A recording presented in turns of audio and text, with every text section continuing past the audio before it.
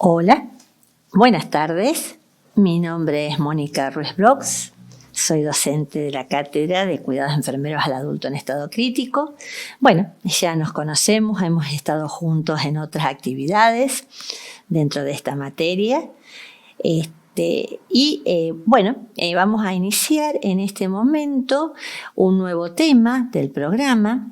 Durante esta semana ya se les colgó en el blog un PowerPoint que hace a los prerequisitos o estos saberes previos que ustedes necesitan tener para poder seguir avanzando en los contenidos de las distintas unidades. En este caso, la unidad que vamos a seguir trabajando en estos días es la unidad número 3, que habla de situaciones críticas prevalentes que generan el ingreso a terapia intensiva de los usuarios por alguna alteración de la oxigenación de causa respiratoria. Hago un paréntesis acá. Ustedes habrán visto que de la unidad 1 o de la unidad 2 quedaron algunos temas que tenemos que ver. Los vamos a ver cuando nos encontremos personalmente, los vamos a retomar y los vamos a trabajar. Por ahora vamos a tratar de terminar antes de las vacaciones de invierno esta unidad número 3, por lo que hoy vamos a hacer una breve reseña del tema A, que dice cuidados enfermeros al adultos con insuficiencia respiratoria aguda. Este tema también es un tema muy general. Por eso este PowerPoint también actúa como prerequisito para que después podamos ver específicamente las patologías en sí que nos llevan a las insuficiencias respiratorias agudas. Para poder entender un poco este tema, tenemos que empezar a hablar de algunos conceptos que hacen a la insuficiencia respiratoria. Y nos dice uno de estos es que cuando el sistema respiratorio de la persona no cumple con sus dos funciones principales, que son, a saber, el transportar la cantidad de oxígeno adecuada a la sangre arterial y el de eliminar la cantidad de dióxido correspondiente a la sangre venosa. El concepto de insuficiencia respiratoria es biológico y depende exclusivamente del valor de los gases en sangre arterial. Por lo tanto, esto no es una enfermedad, sino un trastorno funcional del aparato respiratorio. Teniendo en cuenta esto, vamos a dar un concepto al cual la Cátedra de Cuidados Críticos adhiere y que compartimos ahora con ustedes y que vamos a utilizar a lo largo de todo el desarrollo de esta unidad.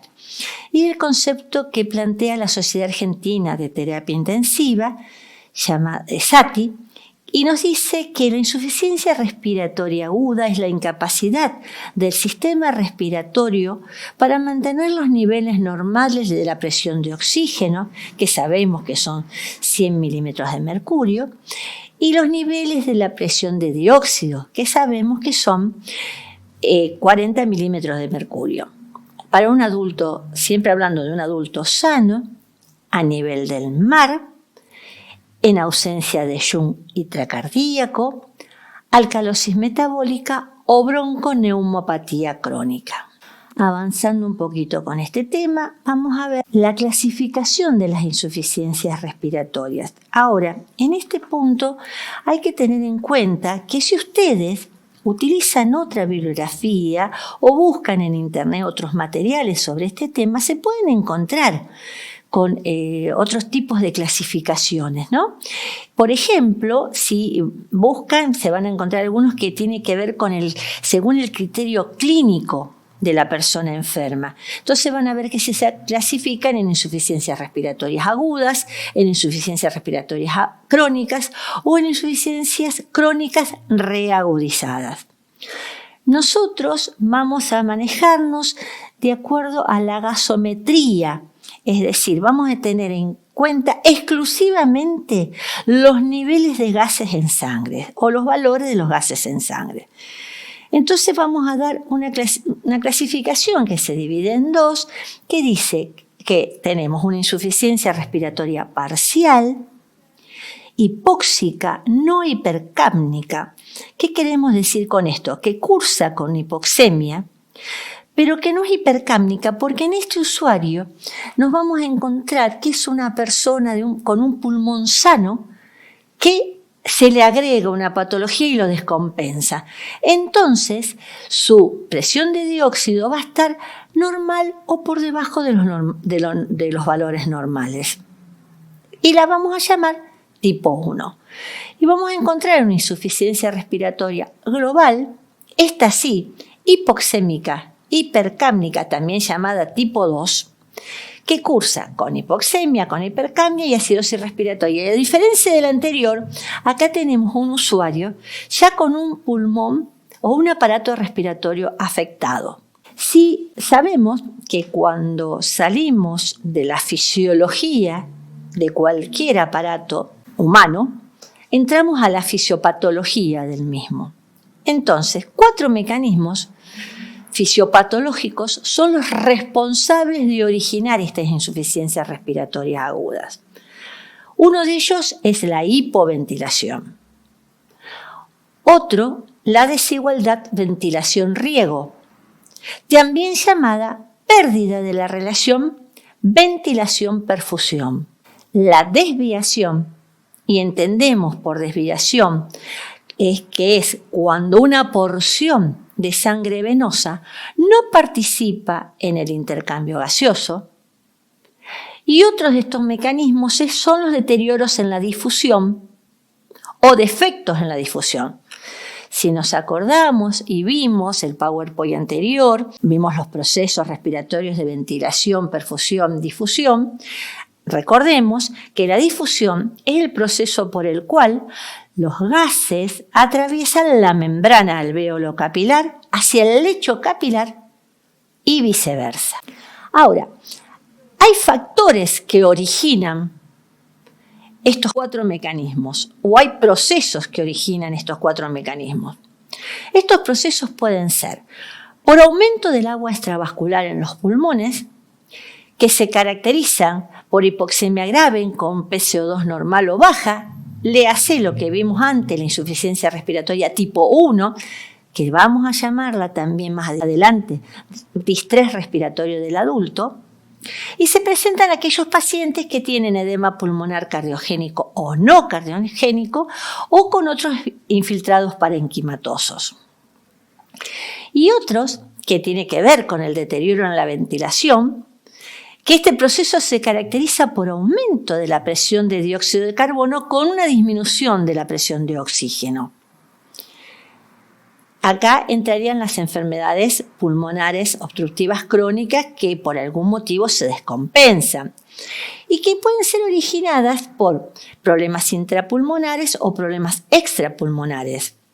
Intrapulmonares, alguna enfermedad de las vías respiratorias, y extrapulmonares, enfermedades neuromusculares o de la pared torácica o porque presenta alguna alteración en el impulso respiratorio.